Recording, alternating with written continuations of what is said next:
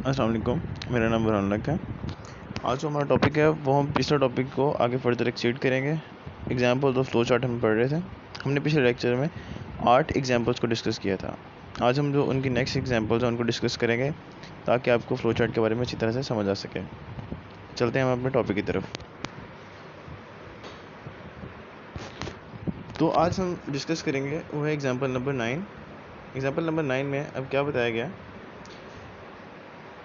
to assign grade to a subject based on total marks and obtain marks। अब वो क्या करें, कहते हैं हमने ग्रेड असाइन करे हैं। ग्रेड क्या होता है, मतलब आपका ए ग्रेड है, बी ग्रेड है, सी ग्रेड है, मतलब आपने ग्रेडिंग करनी है स्टूडेंट्स की। किसकी बेस पर? मार्क्स की बेस पर, टोटल मार्क्स की बेस पर, और जो आपने हासिल किए हैं ऑब्टेन मार्क्स उनकी बेस पर। दो चीज़ें हमारे काउंट होगी, टोटल मार्क्स और ऑब्टेन मार्क्स। इनकी मदद से हम क्या डिसाइड करेंगे कि उस स्टूडेंट का ग्रेड क्या बनता है। अब हम इसका एल्गोरिदम, जब इसका फ्लो चार्ट जब हम बनाएंगे तो हम क्या करेंगे, पहले सेम वही स्टेप होगा, हम फ्लो चार्ट को स्टार्ट कर देंगे।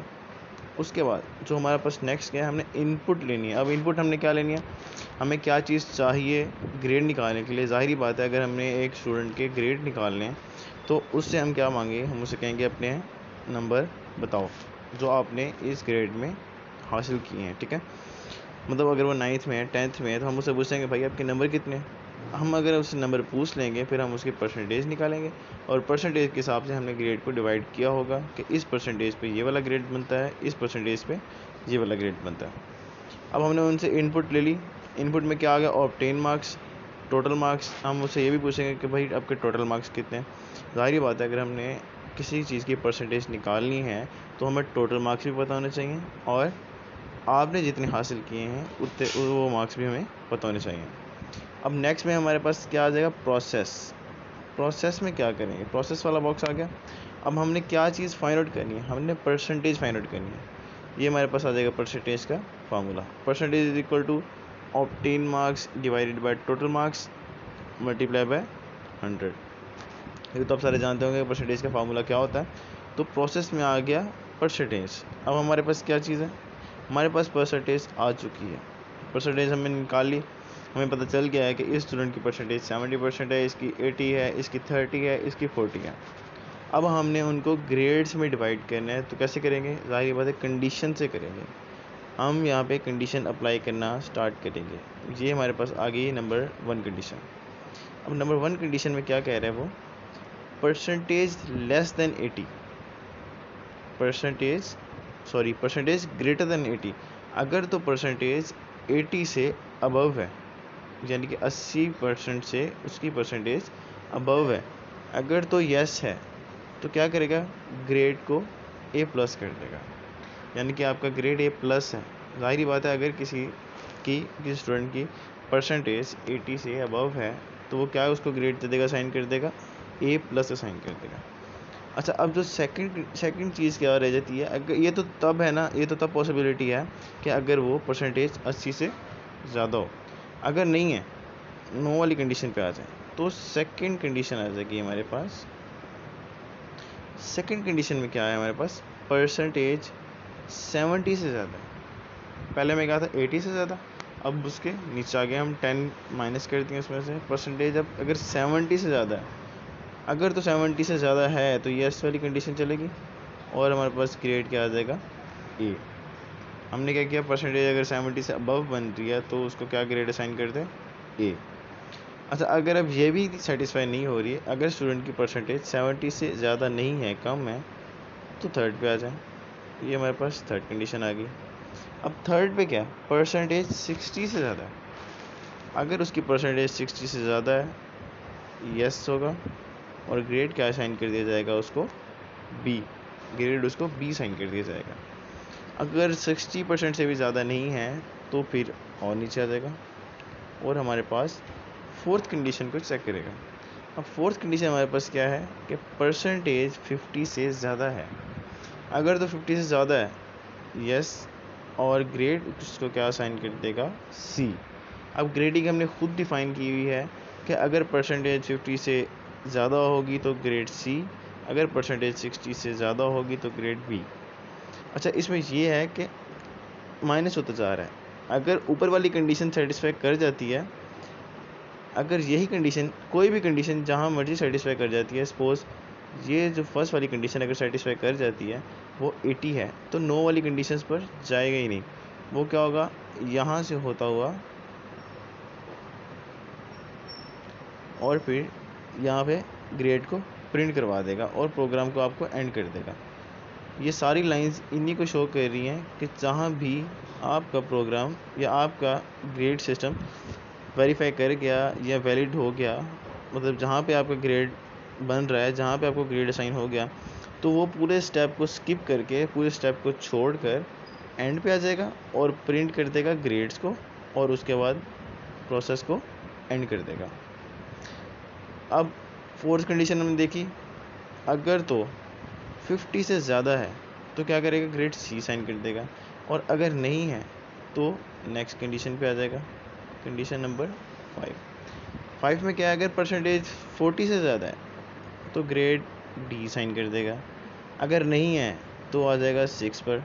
6 पे क्या है, अगर 33 मार्क्स से ज़्यादा है, मतलब जो हमारे पासिंग मार्क्स काउंट किए जाते हैं, अगर 33% से ज़्यादा है तो ग्रेड कर देगा ई, और अगर 30% से भी कम है, यानी कि आपके 30% मार्क्स भी नहीं आए 33, तो आपको क्या ग्रेड दे दिया जाएगा, एफ, जिसका मतलब क्या होता है, फेल, यानी कि आप उस ग्रेड में फेल होते हैं। तो ये फ़्लो चार्ट था कि आपने ग्रेडिंग के लिए कौन सा फ़्लो चार्ट इस्तेमाल करना है। पहले आपने स्टार्ट किया, उसको इनपुट की, इनपुट में क्या आ गया, ऑब्टेन मार्क्स जो आपने हासिल किए हैं, टोटल मार्क्स जो टोटल मार्क्स थे। उसके बाद प्रोसेस में आ गया कि हमने परसेंटेज फाइंड आउट करनी है। ज़ाहिर बात है, हमें ग्रेड निकालना है तो परसेंटेज हमें पता होनी चाहिए।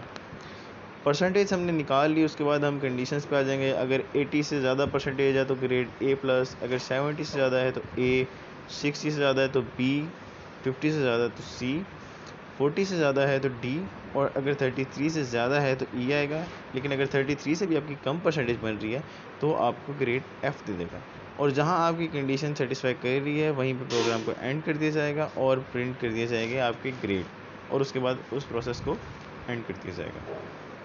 अब हम चलते हैं अपनी नेक्स्ट एग्जाम्पल की तरफ, एग्जाम्पल नंबर 10।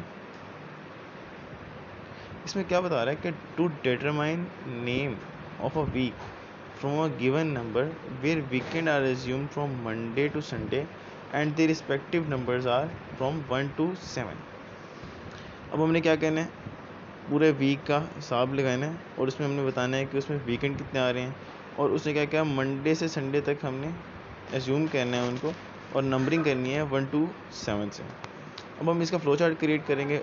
स्टार्ट में वही स्टार्ट किया हमने, इनपुट क्या लिया, नंबर ऑफ डे, कौन से नंबर ऑफ डे, मतलब हमने उसे नंबर लेने किए 1 to 7, ठीक है। हमने उसने हमें बताएगा और हम उसको खुद ब खुद बताएंगे कि तुम किस डे की बात कर रहे हो। स्टार्ट कहाँ से होने, मंडे से होने, मंडे को उसने नंबर 1 असाइन किया होगा, मंडे को 1, ट्यूसडे को 2, और फिर नेक्स्ट फर्दर इस तरह काउंट होता जाएगा। अच्छा, अब इनपुट में क्या लिया, इनपुट में हमने नंबर ऑफ डे लिया कि कौन से डे का वो पता करवाना चाह रहा है हमसे।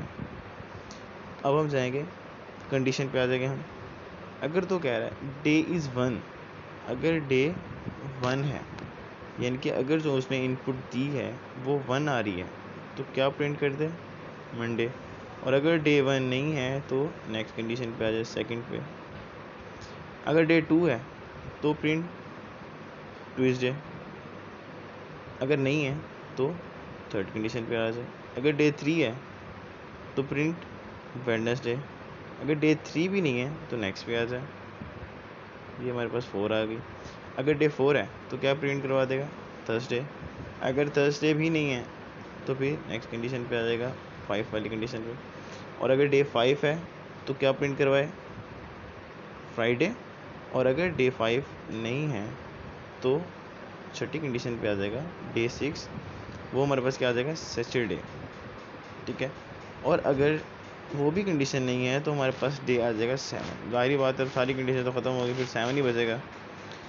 अगर 7 है तो कर दे प्रिंट संडे को, लेकिन अगर उसने 7 से भी ज़्यादा नंबर दे दिया, ठीक है, गलती से दे दिया या उसने जानबूझकर दे दिया, तो क्या करेगा, अगर नो है तो सीधा प्रोग्राम को एंड कर देगा। और फिर इन सारी कंडीशंस को लाइन वाइज चेक करेगा, और अगर वो नंबर आपको नहीं मिलता जो हमें चाहिए 1 to 7 में से, तो क्या कर देगा, प्रोग्राम को वहीं पर एंड कर देगा। और जैसे ही उसको अपना नंबर मिलेगा, जैसे अगर उसने 3 लिखा होगा तो 3 पे जैसे ही पहुंचेगा, वेडनेसडे को प्रिंट करवाएगा और यहाँ से होता हुआ प्रोग्राम को एंड कर देगा। ठीक है, अब हम चलते हैं अपनी नेक्स्ट एग्जांपल की तरफ। अब repeating steps in flow chart का पूछ रहा है वो, कि वैसे स्टेप्स जो बार बार रिपीट हो रहे हो फ्लो चार्ट में। In all of the above flow chart, कहते हैं जितने भी ऊपर फ्लो चार्ट हमने डिस्कस कर लिए हैं, हमने देख लिए हैं, the flow is from top to bottom. Flow क्या था, टॉप से बॉटम था।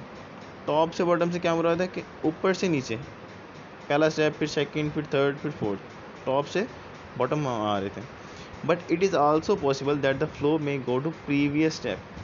अब वो क्या कह रहा है, ये भी पॉसिबल है, ये भी मुमकिन है कि स्टेप दोबारा वापस पिछले स्टेप पर चला जाए, specially when we need to repeat some steps. Specially ख़ास तौर पर जब हमें कोई भी स्टेप्स रिपीट करने की ज़रूरत पेश आ रही हो, तब हम क्या करेंगे, उस स्टेप को प्रीवियस स्टेप पे ले जाएंगे और दोबारा उसको वहाँ से चलाएंगे।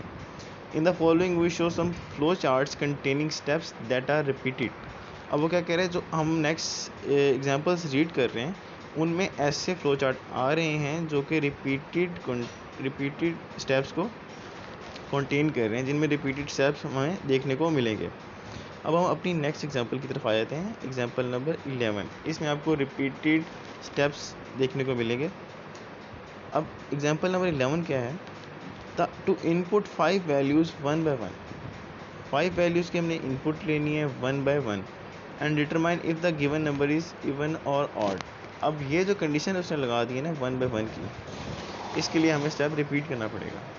यानी कि उसने क्या कहा है कि नंबर लेने आपने 1 by 1 चेक करें उनको, ये नहीं है कि इकट्ठे दे दिए उनमें से कंडीशन लगा के चेक कर ले, नहीं, वो कह रहा है 1 by 1 चेक करें, पहले ए को करे, फिर सेकंड को करे, फिर थर्ड को करे।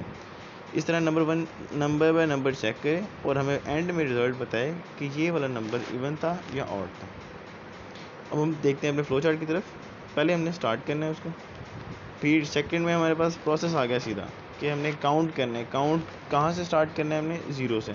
ये हमने खुद उसको वैल्यू दे दी, इसको हमने कर लिया लेट, सपोज कर लिया हमने इस वैल्यू को कि काउंट हमारे पास 0 है, यानी कि काउंट एक वेरिएबल हमने अपनी तरफ से डिक्लेयर कर दिया और उसको वैल्यू साइन कर दी 0 की, कि काउंट 0 से स्टार्ट होगा। अब उसके बाद हमने इनपुट लेनी है। इनपुट हमारे पास क्या हो जाएगी, जो हमने नंबर लेना है यूज़र से, उसने हमने 5 नंबर ऐड करने हैं, ठीक है, तो हम इनपुट लेंगे। इनपुट हमने ले ली, ये हमारे पास नंबर 1 आ जाएगा। अब वो क्या करेगा, प्रोसेस चलाएगा इंक्रीज काउंट बाय 1। काउंट में क्या वैल्यू आ जाएगी, काउंट की वैल्यू देखिए आप, पहले क्या थी 0, अब क्या हो जाएगी इंक्रीज काउंट बाय 1। काउंट की वैल्यू एक दर्जा इंक्रीज हो जाएगी, एक दर्जा बढ़ जाएगी, यानी कि काउंट में जो वैल्यू आ गई है वो आ गई है 1। अब हम रिमाइंडर चेक करेंगे, प्रोसेस से गुजारेंगे उस नंबर को। तो n नंबर हमने लिया है, ये अपने पीछे भी इसका फार्मूला देखा भी हुआ है कि हमने अगर फाइंड आउट करना है कि नंबर ऑड है या इवन है, तो हम ये वाला फार्मूला को यूज़ करते हैं, remainder is equal to n mod 2। अब हम नंबर को चेक करेंगे कि इवन है या ऑड है। अगर तो रिमाइंडर 0 आ रहा है तो नंबर इवन है, अगर तो रिमाइंडर 0 नहीं आ रहा तो नंबर ऑड है। अब उससे नीचे आ जाएगा, ये वाला हो गया स्टेप। अब नीचे क्या आएगा, तो काउंट चेक करेगा। अगर तो काउंट 5 है, लेकिन काउंट की वैल्यू हम देखिए क्या है, काउंट की वैल्यू थी 0, पहला स्टेप हुआ, काउंट की वैल्यू क्या आ जाएगी 1।